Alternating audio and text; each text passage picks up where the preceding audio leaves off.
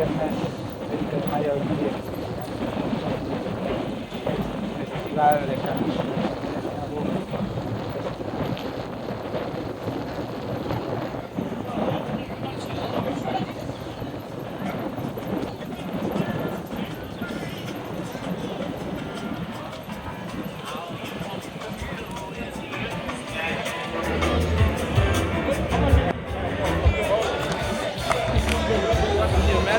No me vais a quedar.